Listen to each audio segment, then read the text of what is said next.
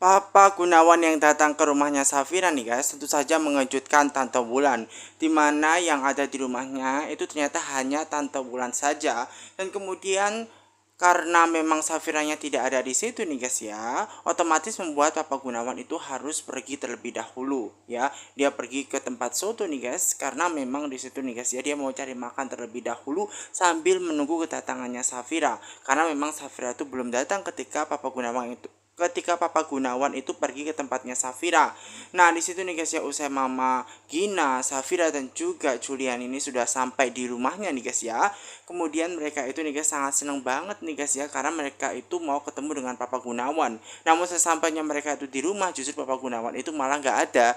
Kemudian Tante Wulan sengaja mengabarkan kepada mereka semua bahwasannya Papa Gunawan itu masih pergi cari makan di dekat-dekat kompleks rumah mereka semacam itu nih guys ya, mau cari makan soto semacam itu. Nah, otomatis membuat ya Julian dan juga Safira ini berusaha untuk menyelidiki di mana keberadaannya Papa Gunawan, makanya mencari di daerah sekitar kompleks mereka.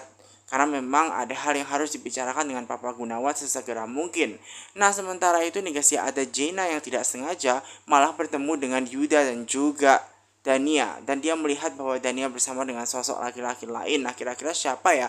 Nah, kemudian Jaina itu berusaha untuk memanggil Dania, dan kemudian membuat Dania itu nih guys yang karena dipanggil itu nih guys ya, dia harus menghampiri Jaina terlebih dahulu. Dia minta izin kepada Yuda bahwa dia harus menemui Jaina sesegera mungkin nih guys ya. Walaupun di situ nih guys ya, Dania pastinya akan terser jika tahu bahwa Jaina itu nih guys ya sudah bertemu dengan Julian, dan jika semua orang tahu bahwa Yuda masih hidup nih guys, dan ternyata Dania itu menjalin hubungan dengan Yuda, pastinya ini akan jadi masalah yang sangat besar sekali. Nah, sementara Jaina itu nih guys ya masih belum mengetahui bahwa laki-laki tersebut itu adalah Yuda yang ternyata adalah tunangannya, dan ternyata memang masa lalunya itu berhubungan dengan Safira, adiknya Dania itu sendiri.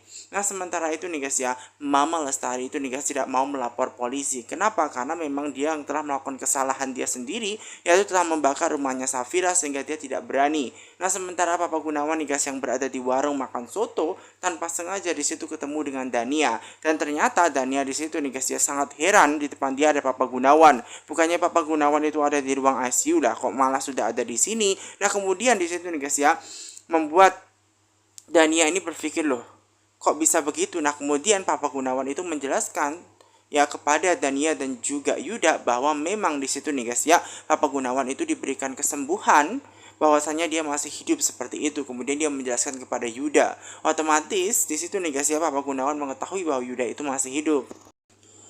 Akhirnya juga nih guys, Dania bersama dengan Yuda melakukan foto prawedding. Sebelum pernikahan mereka melakukan foto prawedding di situ nih guys ya. Ya, dan di situ nih guys ya, memang Yuda seneng banget akhirnya waktu yang ditunggu-tunggu akhirnya bisa foto prawedding dengan Dania. Dan ini adalah foto yang pastinya akan bikin mereka itu bahagia. Namun sayangnya di situ nih guys ya, berbeda dengan Dania. Dania melakukan foto prewedding, sebenarnya dalam hati dia sangat seneng banget ya. Namun dia itu nggak fokus, kayak ada sesuatu hal yang di pikiran yang mengganjal di hatinya Dania, semacam itu loh guys. Jadi matanya seakan-akan tidak fokus ya di situ nih guys. Dan di situ nih guys ya, tentu sangat banyak gerakan dan bermacam-macam foto yang dilakukan. Nah, di saat di situ juga nih guys ya, Dania itu memandang wajahnya Yuda nih guys ketika foto prawedding. Nah, tentu saja di situ membuat Dania itu gugup banget seperti itu nih guys. Dan kemudian ketika foto tersebut sudah dilakukan dengan berbagai gaya, tentu saja nih guys ya, ada hal di situ yang membuat Dania itu kayak pikirannya gelisah semacam itu loh guys. Makanya di situ menurut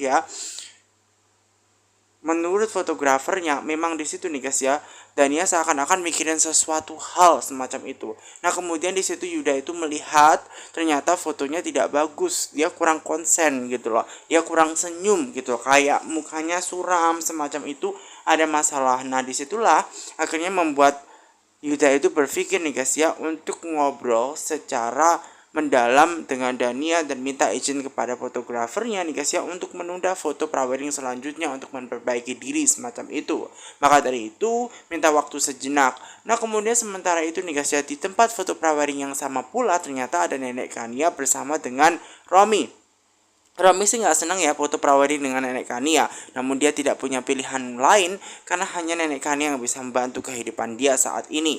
Nah di situ sih nenek Kania senang banget ya dengan Romi, ya dia sangat cinta dengan Romi semacam itu. Bahkan di situ dia dengan sangat mesranya nenek Kania itu berusaha untuk mencubit ya pipinya Romi semacam itu loh guys. Dan ternyata di situ nih guys ya, menurut foto praweddingnya di situ nih guys ya, menurut fotografernya juga nenek Kania harus digendong dengan gaya digendong semacam itu ya. Jadi di situ nih guys ya, memang hatinya Romi tidak suka dia harus menggendong nenek Kania di foto praweddingnya semacam itu. Makanya di situ nih guys ya, dia sangat gak senang banget gitu loh, dan dia seakan-akan harus cepet-cepet selesai foto prawedding bersama dengan nenek Kania. Dan di situ nih guys, tiba-tiba yang telah usai menggendong nenek Kania foto praweddingnya semacam itu membuat ya Romi ini harus pergi meninggalkan tempat, dan sementara nenek Kania itu tetap stay di tempat ya guys ya untuk foto-foto praweddingnya, melanjutkan foto praweddingnya dengan sangat menikmati sekali ya bahwa nenek Kania itu foto-foto senang banget semacam itu sebelum pernikahan dengan, tentu saja pernikahannya dengan Romi semacam itu loh guys. Nah sementara itu juga nih guys ya, Dania itu kepikiran dengan Yuda, dan disitulah yang membuat Dania itu memang gagal fokus. Nah sementara itu juga Yuda itu sengaja membawa Dania itu ngobrol lebih dekat, lebih jauh ya, untuk membahas kira-kira ada apa dengan Dania semacam itu. Dania yang berdekatan ya dengan Yuda itu merasa ada sesuatu hal yang tertekser semacam itu, karena memang detak jantungnya sangat cepat sekali semacam itu loh guys. Makanya di situ membuat ya Dania itu kayak tidak fokus semacam itu. Namun di situ ya, apapun yang sedang dihadapi oleh Dania, di situ nih guys ya, ada beberapa hal yang pengen diungkapkan ya, tentunya oleh Yuda, bahwasanya Yuda itu pengen melihat Dania itu happy, tersenyum. Maka dia berusaha untuk menceritakan sesuatu rahasia nih guys. Dimana rahasia itu adalah rahasia Dania, dimana Dania pada waktu itu kejadiannya setelah pulang dari Australia. Di situ kan Dania sempat mengantarkan makanan di kamarnya Yuda, dan dia sempat mengatakan ya di saat Yuda itu sebenarnya tidak tidur, dia hanya pura-pura tidur ketika kedatangannya Dania. Nah Dania itu ngomel-ngomel nih kapan dia dilamar semacam itu loh guys. Ya kapan dia dilamar semacam itu loh guys. Dan di situ nih guys ya, diceritakanlah tuh langsung kepada Dania semacam itu. Nah kemudian Dania sih merasa bahwa dia tidak punya cerita apapun dan dia tidak mengatakan semacam itu gitu loh, karena memang tidak ada kejelasan yang pasti ya kapan pernikahannya semacam itu dengan Dania, karena sebenarnya Yuda mempersiapkan semuanya dengan sangat baik, dengan sangat detail banget gitu loh, makanya butuh waktu proses semacam itu. Namun ternyata Dania berpikir bahwa kejelasannya kurang ada gitu loh, karena semasa di Australia memang di situ Yuda selalu sibuk dengan pekerjaan dia gitu loh, dan dia tidak mikirin tentang pernikahannya, hubungannya mau dibawa kemana semacam itu. Dan dia yang malu-malu kucing, dia merasa tidak mengatakan hal demikian ya. Nah kemudian dia hanya mengatakan ya mungkin itu mimpinya kali. Nah kemudian ya Yuda itu mengatakan bahwa mimpi apapun itu, bahwa sebenarnya dia menyiapkan sebuah kado romantis ya kan, pertunangan dia pada waktu itu ketika melamarnya. Makanya dia menunggu momen yang pas dimana dia bisa membuat Dania bahagia. Itulah yang diinginkan Dania semacam itu loh guys ya, walaupun Dania itu sebenarnya tidak mungkin mengakui itu semua, karena memang Dania itu nih guys ya adalah malu gitu loh. Dania itu malu gitu loh kalau sampai dia mengakui semacam itu nih guys ya, karena memang dia itu sangat cinta banget dengan Yuda ya guys ya, dan dia nggak mungkin ngobrol langsung dan meminta langsung kepada Yuda untuk menikahi dia segera semacam itu. Namun apapun itu nih guys ya, ada banyak hal yang pengen dikatakan oleh Yuda itu sendiri, yaitu mengenai Dania jangan sampai meninggalkan dia semacam itu.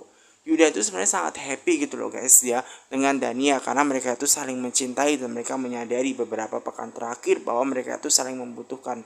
Dan apapun yang terjadi mengenai Yuda itu sendiri, Yuda meminta kepada Dania untuk tidak meninggalkan dia semacam itu.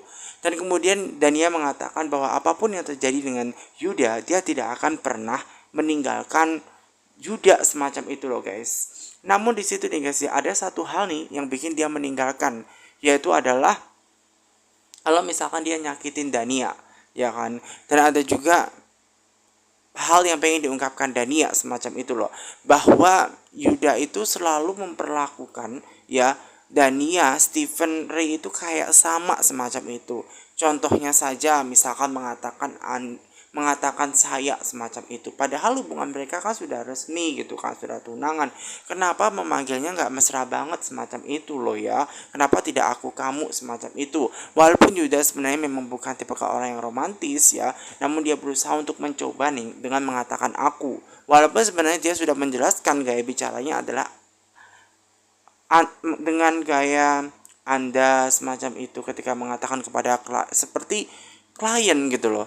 Ya kan? Saya itu adalah suatu kata-kata yang menurut Dania itu seperti klien dia gitu loh. Jadi kayak ada pembatas gitu loh.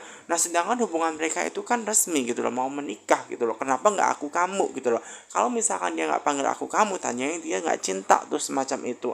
Nah untuk membuktikan tanda cintanya, makalah dimintalah tuh ya Dania ini untuk bilang ya bahwa Yuda itu untuk bilang kepada Dania kalau misalkan dia cinta dengan Dania dengan mengatakan aku seperti itu. Jadi lebih romantis macam itu.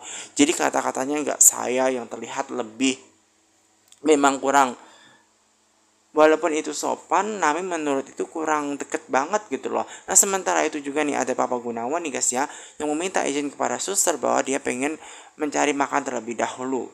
Karena memang sebenarnya dia itu mau ketemu dengan rumahnya Safira. Dia pengen menemui Safira karena ada sesuatu hal yang pengen diobrolkan dengan Safira sesegera mungkin semacam itu.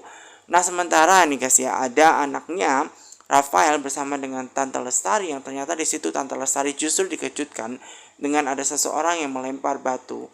Ya, batu yang bertuliskan sesuatu ke kaca rumahnya, ke jendela rumahnya Tante Lestari. Nah, Tante Lestari itu nih guys merasa sangat heran kenapa ada pecahan gitu loh. Ternyata ada seseorang yang melemparkan batu. Nah, setelah dibuka dan dia berusaha untuk membaca, begitupun juga dengan Rafael yang berusaha untuk membaca, dan ternyata isinya adalah seseorang yang mengancam dan mengetahui niat busuknya Tante Lestari di masa lalu tentang pembakaran rumahnya Safira semacam itu loh guys. Nah Tante Lestari sangat marah nih guys ya, dan pengen mencari siapa sih pengecut itu nih guys yang melempar sesuatu ke rumahnya semacam itu loh, bikin heboh. Nah ternyata orang itu masih stay di tempat situ nih guys ya. Dan Tante Lestari itu berusaha marah-marah dan mencari siapa pengecut itu nih guys ya. Kenapa dia melemparkan ya bertuliskan sesuatu hal yang menandakan dia tahu rahasianya gitu loh, rahasia. Dan ternyata di situ Tante Lestari itu sudah diteror kayak mulai dari kemarin makanan busuk semacam itu. Nah kira-kira siapakah yang berada di balik ini semua nih guys? Ini masih menjadi tanda tanya bagi Tante Lestari itu sendiri. Nah kemudian orang suruhan tersebut ini langsung pergi nih, karena usai di situ ada Rafael yang mengetahui dirinya. Nah kemudian sementara Rafael berusaha untuk mengejar laki-laki tersebut, karena pastinya ya di situ Rafael tidak mau kehilangan jejak laki-laki tersebut, dan jangan sampai laki-laki tersebut itu ya memang tahu gitu loh. Maka dari itu nih guys ya, Rafael berusaha untuk mengejar laki-laki tersebut dan mendapatkan akses siapa sih orang di balik semua ini. Nah sementara itu juga nih guys ya, Dania itu diyakinkan ya oleh Yuda supaya dia itu happy, apapun yang terjadi jangan pernah tinggalkan Yuda semacam itu ya. Dan kemudian di situ nih guys ya, memang menurut Yuda itu sendiri bahwa Yuda itu sangat mencintai Dania semacam itu. Bahkan dia tuh pengen mengatakan sesuatu hal lagi tuh, yaitu mengenai rahasia lagi nih. Namun tolong kali ini dia tidak boleh marah semacam itu, karena ketika dia mau mengatakan sesuatu hal tersebut takutnya Dania itu marah, tidak sesuai semacam itu. Nah kemudian Dania berusaha untuk stay positif dan smile semacam itu. Nah kemudian itu juga nih guys ya, Yuda berusaha untuk mengatakan ya bahwa dia itu pengen ya mengecat rambutnya, karena dia berpikir bahwa dia itu seakan-akan dia mau mati. Kenapa? Mati tersebut dai itu kan ya bisa mati semacam itu ya secara arti. Namun sebenarnya di situ nih guys ya, dia itu pengen mengecat rambutnya, inti poinnya. Karena apa? Dia merasa dia tuh sudah mati gaya gitu loh. Apakah Dania sudah tidak suka dengan dia lagi, kurang menarik lagi semacam itu. Makanya dia berusaha ingin mengecat rambutnya kayak warna hijau semacam itu. Nah Dania sih sangat merasa nggak lucu banget ya ketika memang di situ ada Yuda yang mengatakan hal demikian gitu loh ya. Karena Yuda itu ngerasa ada yang aneh semacam itu. Ngapain juga dia seperti itu ya. Nah kemudian Dania ini memang juga mengatakan hal tersebut bukan karena dia marah, karena memang dia ada-ada aja semacam itu. Namun di situ nih guys ya, ini adalah salah satu cara yang dilakukan oleh Yuda itu sendiri untuk membuat Dania happy nih guys ya, membuat Dania itu tetap tersenyum semacam itu.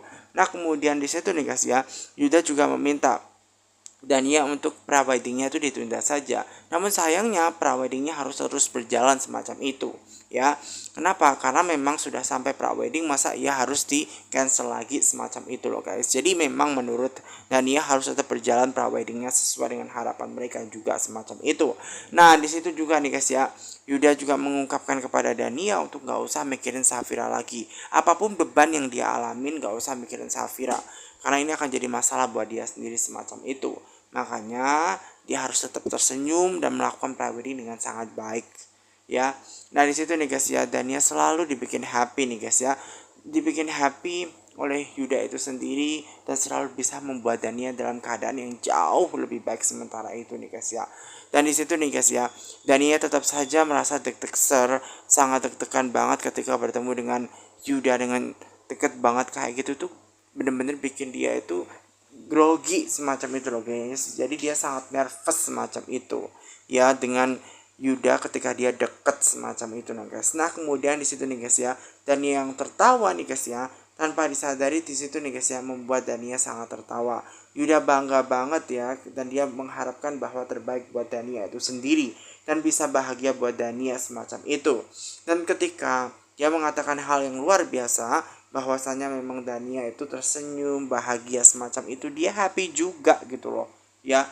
Di saat itu juga nih guys ya, di tempat yang sama memang ada Romi nih guys ya. Romi ini malah dengar suara ketawanya Dania, dan di situ nih guys ya, Dania bersama dengan Yuda.